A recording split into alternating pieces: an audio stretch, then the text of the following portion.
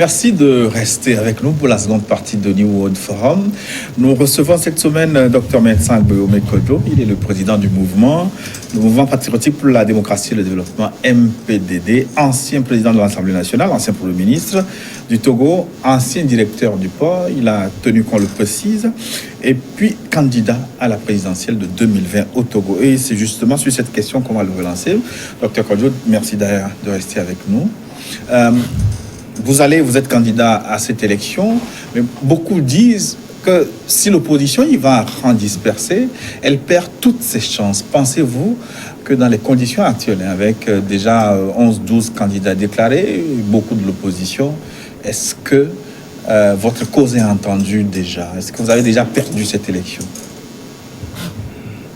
Je ne pars pas à un combat en m'estimant vaincu avant l'ouverture donc, du match. Si j'y vais, c'est que donc je pense que je pourrais gagner. Mais il faut construire, si vous voulez, toutes les conditions nécessaires pour favoriser cette victoire. Et donc pour moi, vous mettez 12 contre le président sortant, il gagne.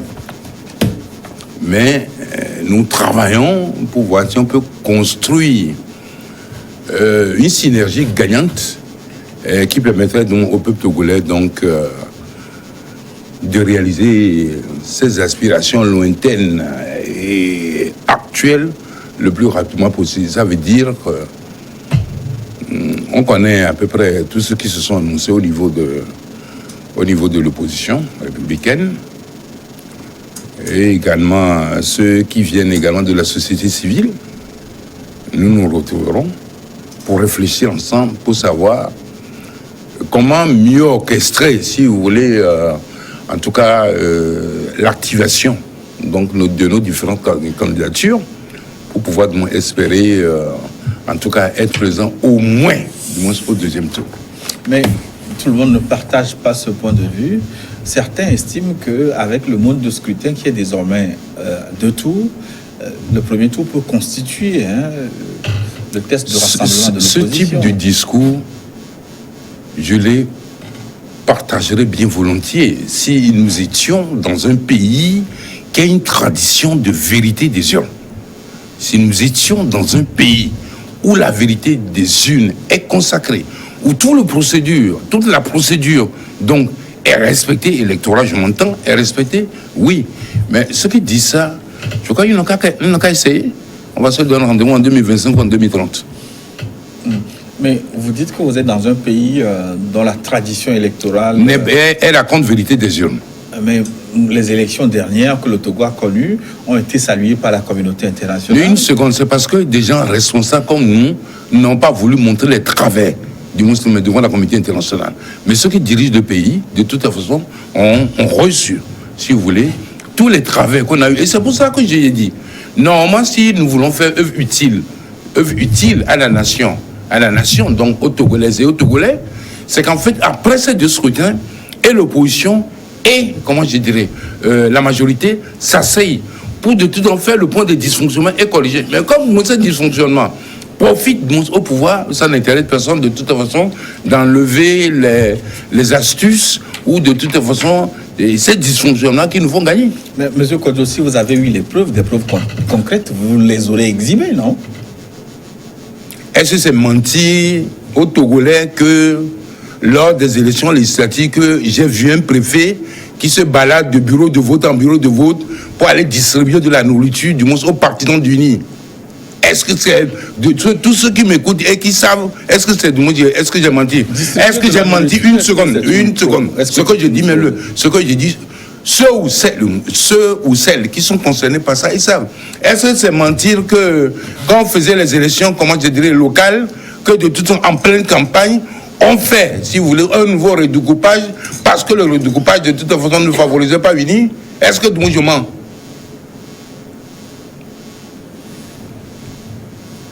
On devrait s'asseoir. On ne fait plus ça, on ne fait plus ça. Comment en plein match vous changez les règles du jeu? Les gens doivent voter ici, après on les envoie de toute façon à, je ne sais pas, à 5 km. Pourquoi vous changez? Qui a dit de changer? Une seconde. Qui a donné l'ordre de changer? De faire un autre redécoupage? Mais dis donc.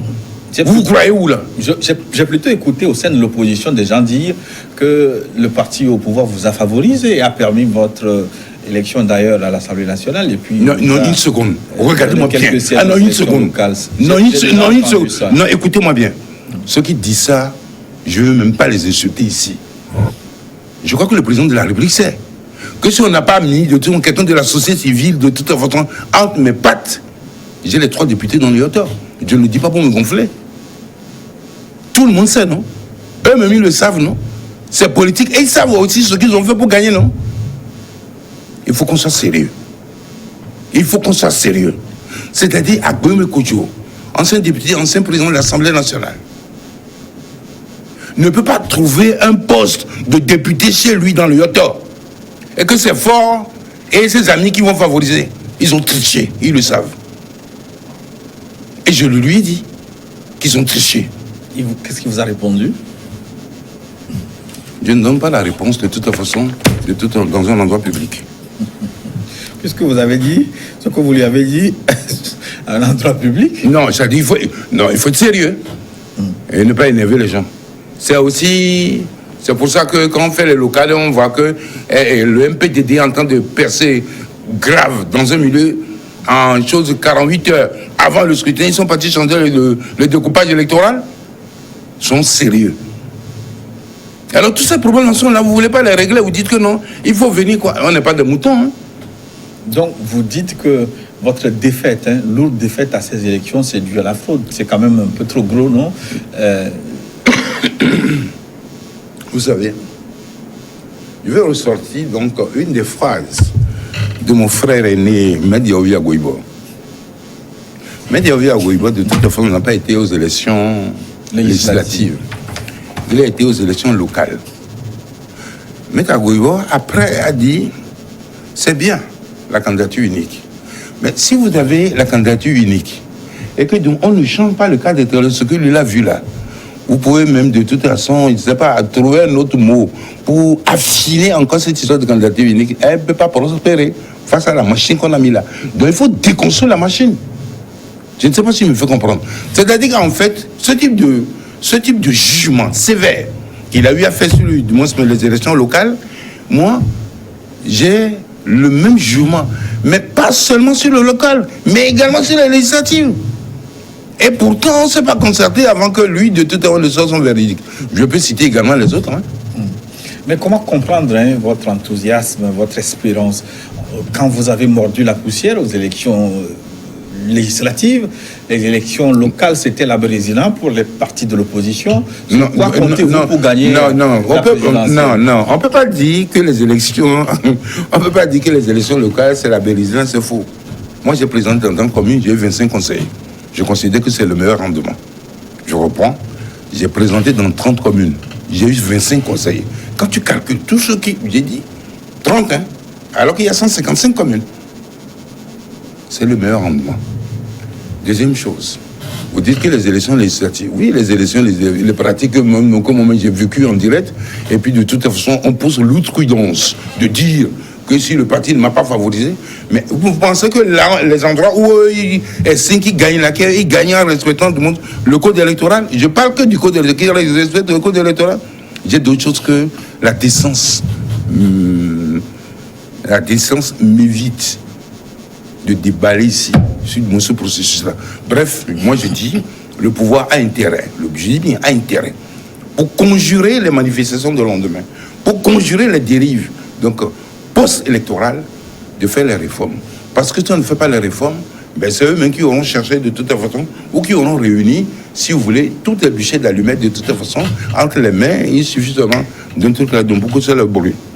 Ça veut dire que vous plaidez, vous, pour une unité d'action de l'opposition? Je plaide pour, du moins, un cadre électoral transparent, équitable, juste, et également, donc, au niveau de l'opposition, qu'on réfléchisse ensemble et qu'on trouve la meilleure solution pour aborder ces élections que je considère comme étant importantes donc, pour le pays et pour lequel, de toute façon, l'opposition doit devoir gagner.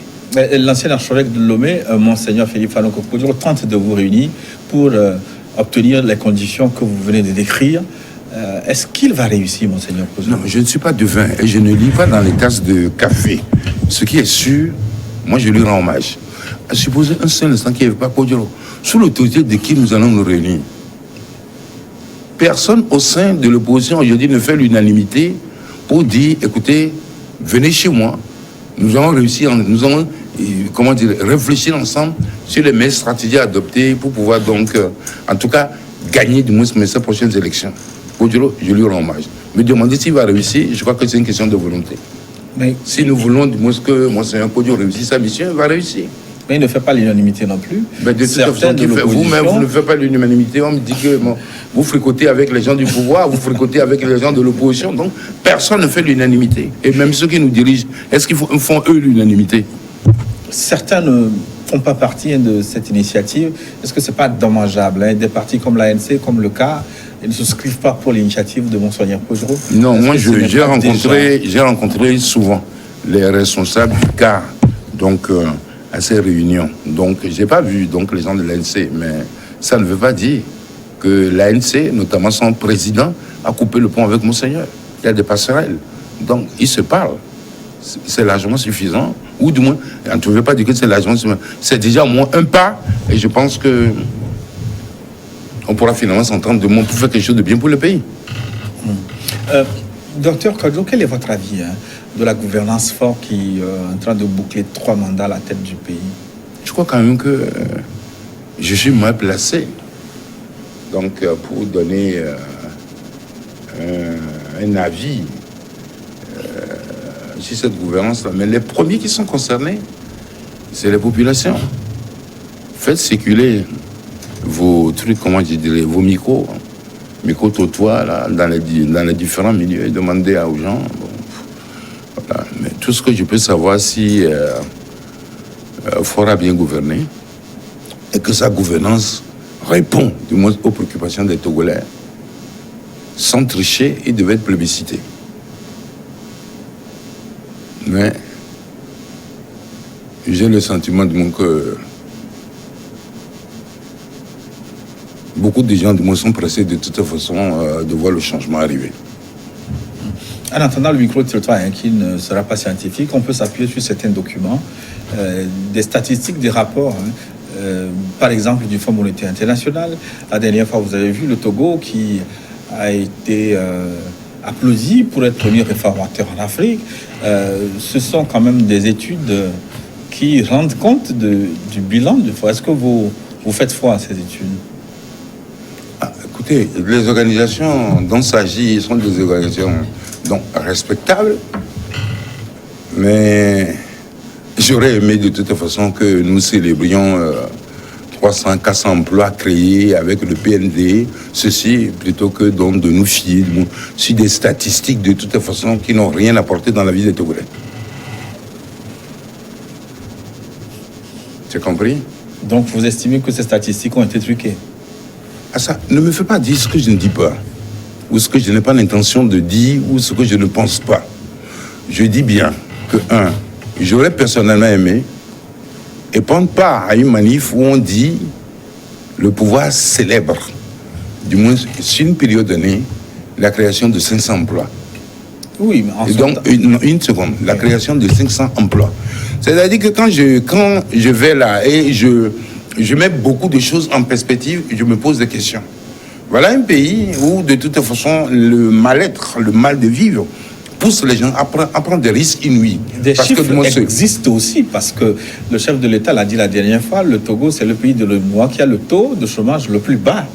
Ça aussi, ce sont des chiffres. Oui, mais ce que vous dites là, peut-être... pas moi qui le dis. Ce que vous répétez là n'engage que celui qui l'a déclaré et vous qui le répétez.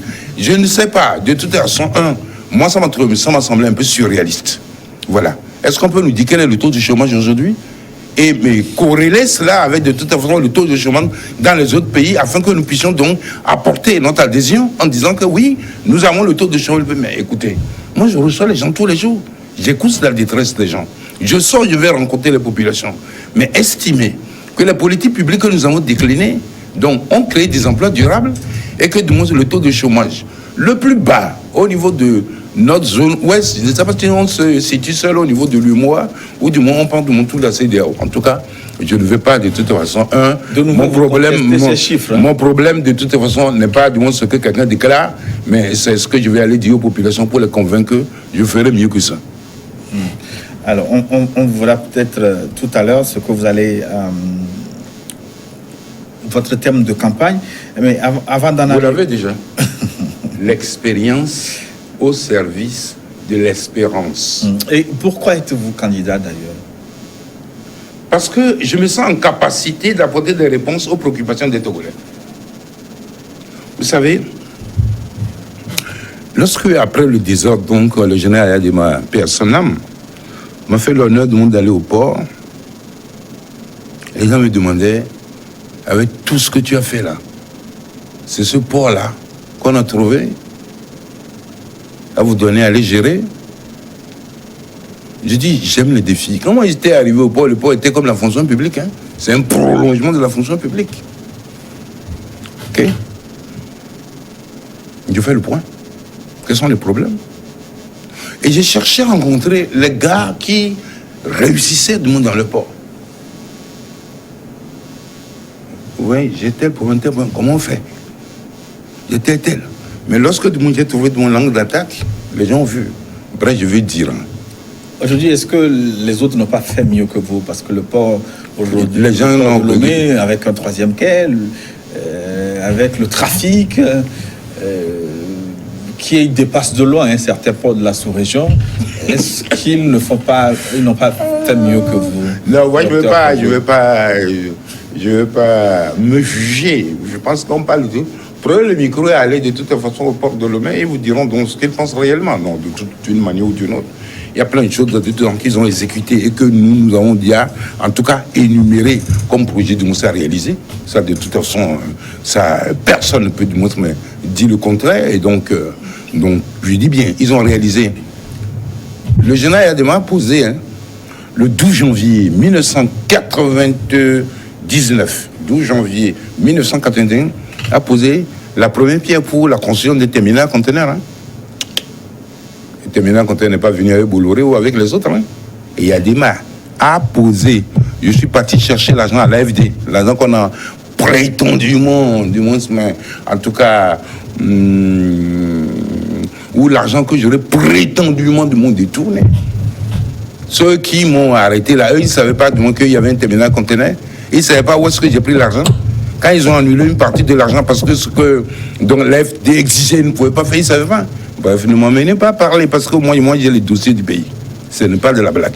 Les gens, pardon. Oui, vous avez les dossiers, ça, vous parlez du port exactement. Mais je parle du port, je parle de terminal conteneur. Je dis bien que le terminal conteneur n'a pas commencé avec Bolloré. Mais le terminal a commencé avec le général Adema, paix à son âme, et que c'est moi, Agbeoumé Kodjo, avec mes cadres, qui étions du moins avec les décideurs au niveau de l'AFD pour négocier le crédit pour la construction du terminal à conteneurs. On a dit que l'argent s'est retrouvé dans ma poche, non? Des intellectuels comme ça qui font ça. Donc, j'ai parcouru votre déclaration de candidature. Le principal argument que vous avancez pour être candidat, c'est que vous avez de l'expérience. Non, c'est sûr. Une seconde. Qui peut dénier ça? Qui peut dénier qu'Agomé n'a pas un peu d'expérience? Qui peut? Quelqu'un peut. Tous ceux qui sont au pouvoir, la savent. Mais vous n'avez pas l'expérience de la présidente de la République. Non, est-ce que le président sortant Faure Gnassingbé, en la matière, ne vous dépasse pas en termes d'expérience? Il n'a qu'à accepter sa défaite, du moins en février ou en mars 2020. Et que, par hasard, que de son successeur s'appelle de un certain Agbeoumé Kodjo. Lui-même est conscient que je ferai mieux que lui. Je vous pose une question précise en la matière. Mais vous n'avez aucune expérience. Vous n'avez jamais été président de la République. Lui, il est à son 3e mandat. Si vous parlez d'expérience, là, vous allez m'obliger. Si c'est votre angle d'attaque, il vous dépasse en la matière. Non, une seconde. Non, moi je ne... Non, la question que vous posez me semble pertinente. Peut-être que là-bas, il y a un certain nombre de choses que quand on est Premier ministre, qu'on ne voit pas. Peut-être qu'il connaît ces choses-là. Mais en fait, vous savez, Lorsque le général avait voulu changer de Premier ministre, et qu'il m'a fait venir, il n'a pas voulu de toute façon faire une grande modification au niveau du gouvernement. D'accord? Mais avec la même équipe dont j'ai hérité, nous avons eu des résultats meilleurs. C'est une question d'orientation, d'action, question de contrôle. C'est ça. Mais là, vous parlez de Premier ministre. Non, une seconde. Présidentiel, une seconde. Un niveau la frontière entre les deux n'est pas, la frontière entre les deux n'est pas éloignée. Elle est très éloignée. Non, elle n'est pas très éloignée. Il y a des domaines où seul le président de la République peut intervenir. Mais je dis bien, au niveau de la gestion, c'est deux têtes de l'exécutif. C'est que tous les dossiers, donc ils passent, le chef de l'État de toute façon, le premier ministre au courant, le chef de l'État. Mais je dis, il y a des domaines réservés qui ne sont pas rendus publics. Donc, je dis, chacun son style. J'étais Premier ministre. Moi, je suis arrivé de toute façon, bon, on était en suspension, hein, le pays était en grève. Les enseignants avaient 6 mois d'arriéré de salaire. Comment en une semaine, de toute façon, on a pu remettre tout le monde, du moins au boulot, ben, c'est Dieu qui sait. Bref. Mais il y a eu d'autres premiers ministres aussi qui ont fait des résultats. Je prends Gilbert Fassou-Ngbo, qui a été Premier ministre, et Dem Kodjo a été Premier ministre, et ils ont fait des résultats éclatants. Et pourquoi vous ne continuez pas la liste? Parce que de toute façon, les 3 que vous avez appelés là, peut-être là, ont eu cette audience auprès de la population. Moi aussi, j'écoute. Je ne suis pas isolé. C'est pas Robinson Crusoe, donc exilé sur son île. J'écoute les gens, je reçois les gens. Oui, j'ai du respect pour autre chose. Comment je dirais le Premier ministre Dem Kodjo, d'ailleurs même de toute façon, il fut longtemps sur ma trajectoire. En tout cas, donc, comme mon modèle. J'ai du respect également donc pour le Premier ministre Ngbo. D'ailleurs même, ah oui, c'est le temps de l'aider. Vous avez prétendu que nous avons eu 0,00000 et quelques en 2010. Mais allez demander au Premier ministre Ngbo. Il nous a proposé 8 portefeuilles. Quand on est 0,000, là, on donne 8 portefeuilles. Ce que je dis là, c'est vérifiable. Et pourquoi vous avez refusé? Ça se fait partie d'une autre histoire. Maintenant, on attend de toute façon 2020. On va voir ce que ça va donner. Oui, mais on vous donne 8 portefeuilles. 8 portefeuilles. Dans un gouvernement que vous... Je vais t'expliquer. Vous rejetez ou... Oui, non, 8 portefeuilles. Parce que moi, je lui ai dit je lui ai monté un certain donné où je dis bien 8 portefeuilles. Quand je dis non, que de toute façon, que nous ne voulons pas de moi aller au gouvernement, le ministre Boudjouna, ministre d'État Boudjouna, est parti négocier de moi avec Gérard Adja et le professeur Boissy Clément de me convaincre pour que nous livrons donc le 8. Ben, de toutes les façons, ce gouvernement n'a pas été formé, donc on ne saura jamais la vérité sur cette histoire. Mais dis donc, puisque les acteurs sont vivants, oui, vous pensez que je puisse... Ce n'est qu'une proposition, parce qu'après les propositions, le chef de l'État tranche. Non, une seconde. Si une seconde. Oui. Moi aussi, j'ai l'expérience de la formation du gouvernement. Vous pensez que le Premier ministre Ngbo et, comment je dirais, le ministre Pascal Boudjouna vont nous proposer 8 portefeuilles à eux sans que les chefs de l'État de toute façon n'en soient informés? Parce que ça me paraît un peu gros. Non, une seconde. De 25 personnes. Je t'ai dit oui, portefeuilles. Une seconde. Regardez-moi bien. Alors que l'UFC, dans un accord. Non, une seconde. Vous pensez que je peux venir ici, prendre votre chaîne? C'est pour ça que je dis, n'essayons pas d'aller sur ce sujet-là. J'ai trop d'éléments. Et donc, en quoi est-ce que de toute façon, bon, je dis, j'ai trop d'éléments. Et donc, essayons d'avancer. Pour le président de la République, il a fait une expérience de 15 ans. Les résultats sont là. De toute façon, si moi j'arrive, je ne ferai pas 15 ans. Je ferai 5 ou 10. Vous verrez également les résultats, vous allez les comparer. Et donc, le principal argument, comme on disait, revenons donc à votre déclaration de candidature, c'est votre expérience. Je crois que... Que comptez-vous apporter? Qu'est-ce que vous allez changer fondamentalement? Gilles Bocor, oui. Je connais toutes ces méthodes, ces techniques-là. Comprenez-moi bien. J'ai dit, j'ai une petite expérience que je vais mettre au sein de la population. Oui. D'accord. Qu'est-ce que ça veut dire concrètement? Ben, ça veut dire que...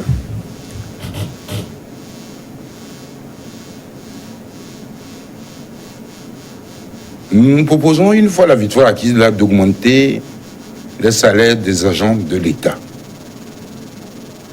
Nous proposons aussi de revisiter et de rehausser l'ensemble des pensions de retrait dans le pays.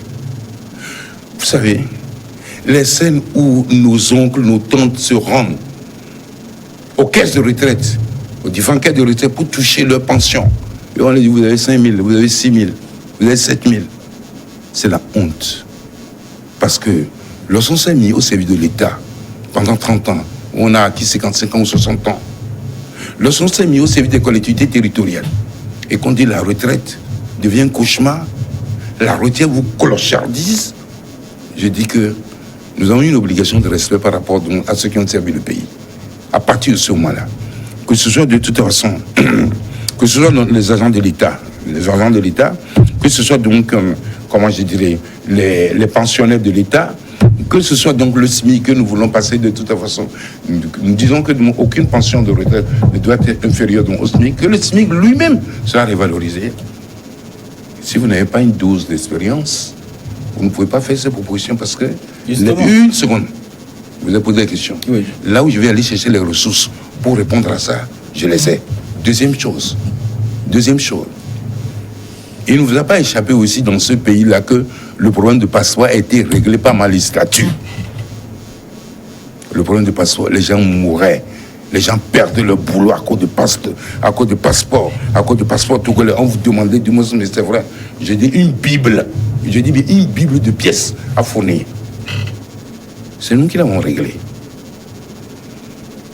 Aujourd'hui, je considère que nous allons proroger la validité du passeport togolais. Quand vous avez le passeport togolais, aujourd'hui c'est 5 ans, c'est 10 ans. Au lieu de payer 30 000 deux fois, vous allez payer donc 10 000 une fois pour ces 10 ans.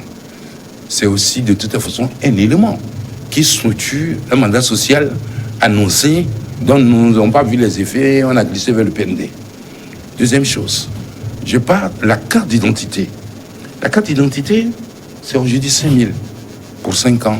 Ça sera 2 000 pour 5 ans. Je prends également le permis de conduire. Je peux multiplier du moins l'exemple que nous avons. Bon, vous savez, moi je reviens de Niamey. Je reviens de Niamey. Niamey fut mon marché, mon territoire. Il fait partie de ce que nous appelons du moins portuaire l'interland. Nous allons chasser les commerçants là-bas. C'est-à-dire Niamey, Bamako, et puis de tout en Ouagadougou. Je reviens de choses. Je reviens de Niamey. Si ça vous tente, venez, je vais vous donner, je vais acheter le billet pour vous. Et je vais appeler un ami là-bas, vous dormez chez lui. Vous faites 2 semaines et vous revenez. Je vous achète le billet. Même si je ne suis pas votre ami. Pardon? Vous savez, on était amis même avant que tu ne connaisses New TV. Hein. Tu as oublié? Hein? Tu as oublié ton parcours? Ou tu as oublié notre histoire commune? Bref, j'aurais aimé que du moins me prends le billet, va au Mahomet. Et c'est là, c'est-à-dire qu'en fait, quand vous n'avancez pas, vous reculez. Je connais donc le Niger d'hier, je connais le Niger d'aujourd'hui. C'est le jour et la nuit. Donc vous faites des consultations. Non, aussi. Une seconde.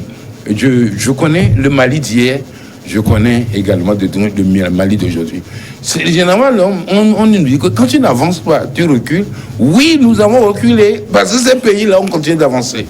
Je vais vous prendre sur un exemple concret. Vous oui, parlez de relever le niveau des pensions. Le niveau du pouvoir d'achat des Togolais. Oui. C'est de ça qu'il s'agit. Exactement. Et relancer de facto la consommation. Je prends l'exemple concret des pensions. Comment allez-vous faire alors que des gens ont cotisé toute leur vie? Parce que la pension, c'est une rétrocession de ce qu'ils ont cotisé. Alors vous allez trouver les moyens pour relever ces pensions. Est-ce que cette promesse n'est pas démagogique? Comment allez-vous faire? Ceux qui m'ont entendu et qui sont au dossier savent que ce n'est pas démagogique. Ça coûtera combien? Parce que l'essentiel, ce n'est pas de promettre. Hein? Non, une seconde. Oui. La campagne va être ouverte officiellement lorsque de toute façon la CENI va fixer donc la date réelle, le Conseil des ministres va décider. Quand on va décider, de toute façon, je vais chiffrer mes propositions.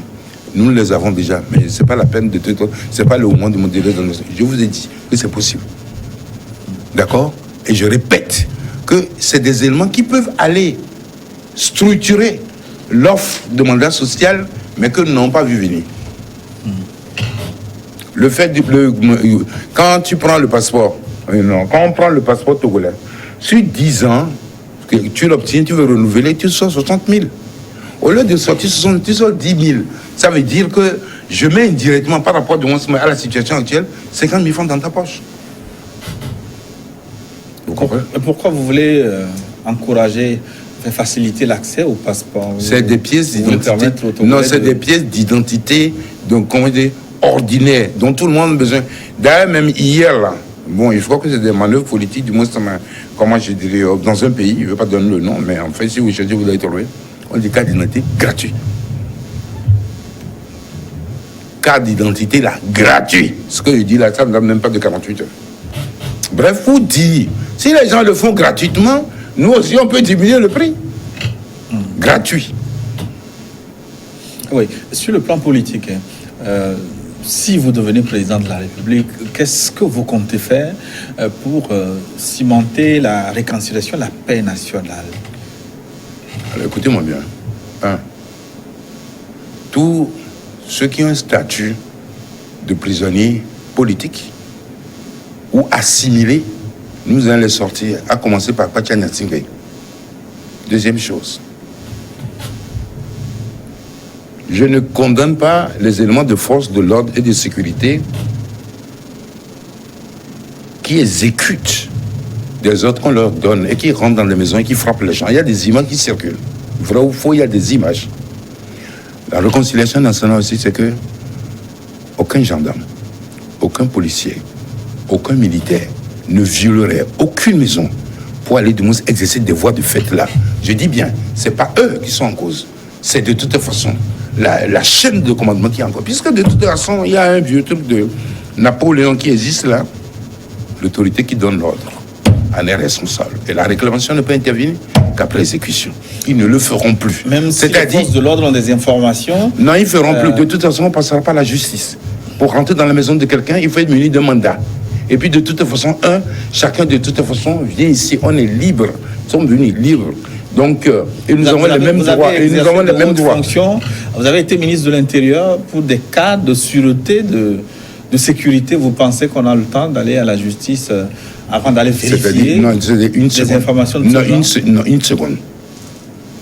Et surtout qu'aujourd'hui, que les Togolais se plaignent. Vous êtes sur les réseaux sociaux, vous écoutez, les gens se plaignent. Quand on rentre dans les maisons, on tabasse les gens, qu'on fait ceci. Est-ce que vous avez vérifié ces informations? Pardon? Les avez-vous vérifié, ces informations? J'ai beaucoup de respect pour vous parce que les questions que vous posez là sont des questions insidieuses et que de toute façon, si je ne vous respecte pas, je mettrai fin de toute façon à ma présence ici. Une seconde. Vous-même, vous savez très bien ce que je dis. Pourquoi vous me demandez si je les ai vérifiés? Vous parlez des réseaux sociaux. Vous n'avez pas dit les médias ont relayé. Non, une seconde. Au-delà des réseaux sociaux. Non, au-delà des réseaux sociaux que j'ai évoqués, vous savez très bien que ça se dit, ça se répète un peu partout. Et donc, moi, je dis, je ne livrerai pas les forces de défense et de sécurité à ce métier-là. Et que s'il y a un cas d'urgence, et qu'il faut forcément de toute façon que le pouvoir ou le ministère de la sécurité et les services de renseignement doivent prendre le dos, ils prennent. Mais nous n'assisterons pas de façon récurrente, de toute façon, à des intrusions dans des domiciles, on tape les gens. Je dis bien, ceux qui exécutent ça, c'est pas eux que je mets en cause, c'est la chaîne de commandement. Oui, mais à vous entendre, tout ce que moi je dis, c'est comme nous sommes sur l'antenne d'une télévision. Parler comme ça veut dire que ce que vous décrivez, c'est monnaie courante, ça se passe tous les jours. La difficulté pour nous, c'est qu'il n'y a pas de chiffres, il n'y a pas d'enquête, il n'y a pas de source officielle. Quand vous parlez comme ça, oui, ça fait, vous voulez faire plaisir à des gens, non. Vous comprenez ce que je dis? Non, Boko Gilles, je vais te dire ceci. C'est pas la première fois, c'est pas la deuxième fois. Pourquoi du moins les gens parlent de syndrome de 2005? C'est exactement ce qui s'est passé. Je ne sais pas de moi si c'est un entraînement. Je répète, je dis, vous me dites qu'est-ce qui va changer? Je vous ai donné, parce qu'il n'y a même pas de suivi dans le truc de vos questions pour que nous puissions développer les trucs. Parce que dès que je sors quelque chose là, il faut tomber là-dessus, à bras raccourcis pour poser des questions de temps. Rien ne m'embarrasse. Une seconde, rien ne m'embarrasse. Rien. Je suis déterminé à aller au bout de mes convictions. Donc, rien ne me fait peur, rien ne m'embarrasse. Parce que, en fait, je dis bien, ici, là, nous avons une légitimité. Et donc, par rapport à ce que je dis, je dois libérer les prisonniers. Et pourquoi vous n'avez pas demandé de toute façon, bon, si les prisonniers de toute façon sont fatigués de rester là-bas, ou veulent effectivement... En tant que président de la République, si vous êtes élu, c'est votre prérogative, donc de libérer qui vous voulez. Mais moi, en posant la question, je m'attendais à vous entendre dire, je vais organiser un dialogue national, faire parler tout le monde. Vous voulez être candidat? Si vous voulez être candidat, annoncez votre candidature, puisque vous allez parler de refondation du pays. Donc, vous ne m'avez pas posé la question de la refondation. Je vais vous donner quelques éléments, de toute façon, quelques éléments de ce programme de la refondation comme nous l'avons fait, puisque d'une manière ou d'une autre, comment vous voulez construire de toute façon une nation réconciliée quand des gens injustement ont été posés en prison? Alors vous montez sur le territoire de la sécurité, je le dis et je répète, que président de la République, je ne soumettrai pas les éléments de défense, de sécurité, des choses de défense et de sécurité à des tâches comme ça pour les opposer à leurs frères. Je ne le ferai pas. Oui, ça, vous l'avez dit. Autre chose, quels éléments vous mettez dans refondation que vous souhaitez faire? C'est maintenant que vous revenez, parce que je crois que la refondation, ça pas... Oui, non, c'est maintenant que vous revenez, parce que vous posez des questions, vous n'allez pas au bout. Oui, et c'est ça aussi de montrer l'émission. La refondation, nous passons de temps pas une nouvelle constitution qui définit les règles. Nous avons dit, mais que cette constitution-là, nous allons mettre des éléments dedans que le malin même là, dans sa fureur, dans son appétit vorace, ne pourra pas modifier. C'est-à-dire que la constitution que les Togolais sont donnée le 27 septembre 1992 ne ressemble plus du moins à la constitution que nous avons aujourd'hui. Vous avez contribué à modifier cette constitution en 2002. En y faisant quoi? Oui. Vous faites partie de la législature qui a, enfin, comment on dit ça, les députés qui ont modifié la constitution en 2002. Quand les gens... Il ne faut pas être une seconde. Non, je vais terminer. Ouais. Non, laissez-moi. Est-ce que je peux aller au bout? Non, c'est-à-dire puisque de toute façon, et comme le dit Moussa américain, il était que one way. Oui, c'est un mauvais chemin. Je n'étais pas là. Oui, je sais. La constitution a été modifiée le 31 décembre 2002 pendant que la Guépéva Segundo, les gens couraient la nuit, les gens ont modifié cette constitution. Après des élections législatives. Vous n'étiez pas contre? Une seconde. Après les élections législatives d'octobre 2002. Ouais. D'accord? Mieux. Quand ils allaient boycotter les élections, j'ai écrit de Paris à tous les partis politiques que non, ne boycottez pas. Quand vous boycottez, ils vont changer. Et donc, je n'ai pas contribué. Et je dis bien que la constitution que nous avons aujourd'hui ne ressemble pas à la constitution du 27 septembre 1992. Et donc, vous allez changer de constitution et la rendre inviolable. Vous pensez qu'une constitution, une bonne constitution, c'est une constitution qu'on ne peut pas retoucher? Non, on peut retoucher certaines choses en fonction de l'évolution de la société. Mais de toute façon, pas la pierre fondamentale. La pierre fondamentale, cette constitution-là, de 26 septembre 1992, elle est née parce que les Togolais ne veulent plus, du moins, avoir des chefs d'État, du moins, au long cours. C'est-à-dire dans la durée, donc, qui n'a de limite que le cimetière. Et donc, là, ils se sont donné des 10 ans. Et ils ont ajouté donc une incise, en aucun cas, nul ne peut faire plus de 10 ans. C'est ce que, du moins, la Constitution dit. Vous êtes d'accord avec moi? Vous vous souvenez au moins de ça? Ou en 92, vous avez quel âge, vous? 92, vous avez la majorité? Même pas. Vous n'avez pas voté cette Constitution-là.